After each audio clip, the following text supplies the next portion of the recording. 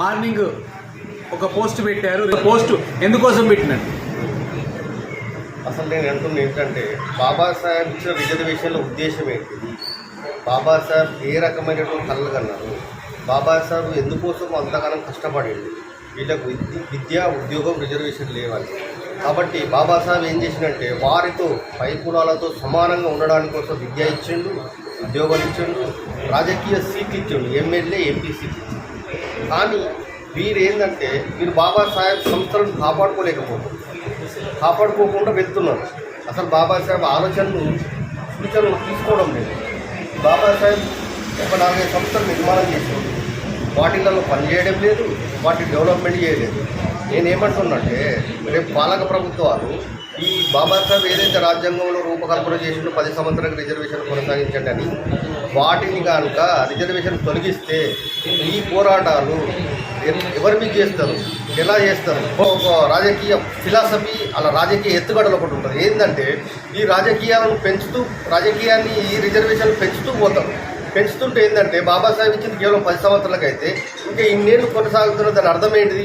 వీళ్ళకు MLA seat ఇవ్వాలి, MP seat ఇవ్వాలి, వాళ్ళని బానిసలుగా మార్చుకొని వాళ్ళ పార్టీలో జాయిన్ చేసుకోవాలి. హక్కులు మాట్లాడద్దు, అధికారాలు మాట్లాడద్దు, పేదరికం గురించి మాట్లాడద్దు, ఆర్థిక సమస్య మాట్లాడద్దు, ఉద్యోగం గురించి మాట్లాడద్దు అనే భావనతోటే వీళ్ళను ఇదే కులాల నుంచి ఎమ్మెల్యేలు ఎంపీలను గెలిపించుకొని ఏదైతే స్వతంత్రికంగా మాట్లాడవలసినటువంటి హక్కులు ఏవైతేనో వాటిని కాలరాష్ట్ర కోసమే రిజర్వేషన్ కొనసాగిస్తారు. కాబట్టి స్వతంత్రంగా బతకాలి. ఎంతకాలం అని బానిస బతుకుడు, మాకు బానిస బతుకు అవసరం లేదు. మాకు సొంతంగా నాలెడ్జ్ బాబాసాహెబ్ దేవాల ఉద్యోగం వచ్చింది, విద్య వచ్చింది, రాజకీయ సీట్లు వచ్చినాయి కనుక మేము స్వతంత్రంగా మేము ఆ స్థాయికి వెళ్ళాలనే తపన పోరాటం వీళ్ళు కలుగుతుందని చెప్పి నేను భావిస్తున్నాను. ఓకే, ముఖ్యంగా మనం ముందుగా చూస్తున్నట్టయితే పౌర హక్కులు అని చెప్పేసి 340 అంటే బీసీల కోసం ప్రత్యేకమైన రిజర్వేషన్లు కల్పించారు కదా. మరి బీసీలకు ఇప్పటి వరకు ఎంతమందికి రిజర్వేషన్లు లబ్ధి పొందినట్టు? ఎస్సీ ఎస్టీల కన్నా వాస్తవికంగా బీసీలకే ఎక్కువ లబ్ధి జరిగింది. బాబాసాహెబ్ను వీళ్ళు తప్పుగా ప్రచారం చేస్తారు. ఎస్సీ ఎస్టీల కన్నా బీసీలకు ప్రత్యేకమైనటువంటి 340 ఆర్టికల్ను ఏర్పాటు చేసి వాళ్ళకి ఎంత స్వేచ్ఛ, ఎంత రిజర్వేషన్, ఎంత హక్కులు కల్పించడం వాళ్ళు ఒక్కసారి చదివితే బీసీ సమాజం కూడా అలా కనిపించగలుగుతుందని చెప్పి ఈ సందర్భంగా నేను వారికి సందేశం ఇస్తున్నాను. కనుక తప్పకుండా రాజ్యాంగంలో 340 ఆర్టికల్ ఖచ్చితంగా చదవాలి. చదివితే బీసీలకు ఏం చేసాడు బాబాసాహెబ్ అనేది తెలుస్తుంది. అసలు ఇప్పటి వరకు బీసీలకు 340 ఆర్టికల్ తెలుసా?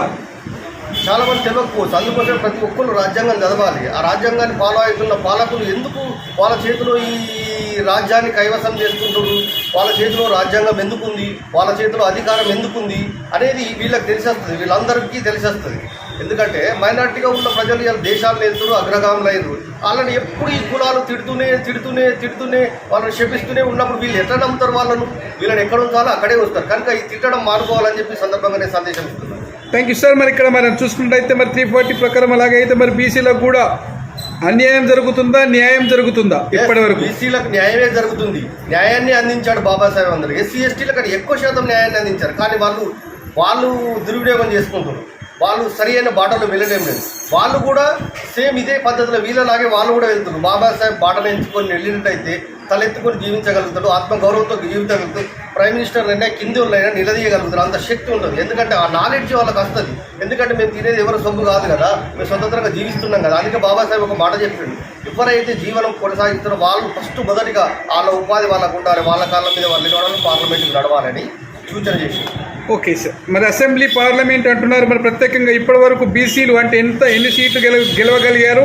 పార్లమెంట్లో ఎంతమంది కూర్చోగలిగారు? బీసీలు అడగలేకపోతున్నారు, పోరాటం చేయలేకపోతున్నారు. బీసీలు ఎస్సీలతో కలిసి రావాలి, ఎస్సీలు బీసీలతో కలిసి ఉద్యోగం చేస్తున్నట్టయితే అసలు రాజ్యాన్ని ఛేదించుకోవచ్చు అనే సంగతి అసలు మర్చిపోతున్నారు. ఇది బాబాసాహెబ్ ఎప్పుడు రాజ్యాంగంలో రాజకీయ సూత్రాన్ని ఇచ్చిండు వీళ్ళకి. ఇది ఎస్సీ బీసీ రెండు ఒకటైతే రాజ్యాధికారం బహుజనులదని చెప్పేసి అంటున్నారు. 100%.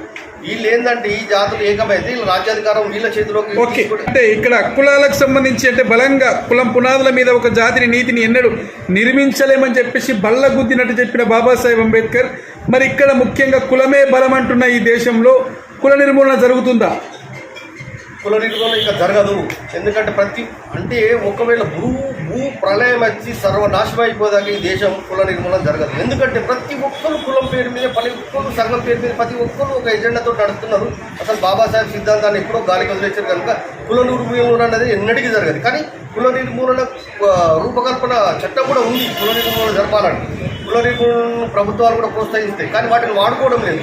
కనుక కుల నిర్మూలన జరగదు. ఎందుకు జరగదంటే ప్రతి ఒక్కరు కుల సంఘాన్ని పెట్టుకొని పోరాటం చేస్తున్నారు. ఓకే, కులం అసలే బోధంటున్నారు. మరి చూద్దాం, మరింత సమాచారంతో కుల నిర్మూలనకు బాబాసాహెబ్ చెప్పినట్టుగా తోడ్పాటు అందించాలి. ఈ సమాజంలో నిజంగా రాజకీయ రిజర్వేషన్లు ఏవైతే ఉన్నాయో, ఈ రిజర్వేషన్లు ఏవైతే ఉన్నాయో వాస్తవికంగా వాటిని వాడుకుంటూ వాళ్ళు ఏంటంటే బాబాసాహెబ్ సంస్థలను కాపాడుకునే ప్రయత్నం చేయాలి. లేదంటే వీరు ఎవరైనా సరే కంప్లీట్ జీరో స్థాయిలో ఉంటారు, కంప్లీట్గా శాశ్వతంగా బానిసత్వంలోకి వెళ్ళిపోవాల్సిన పరిస్థితి వస్తుందని ఈ సందర్భంగా తెలియజేస్తూ నన్ను వివిధ రకాలుగా ప్రశ్నించినందుకు థ్యాంక్ యూ. జై భీమ్.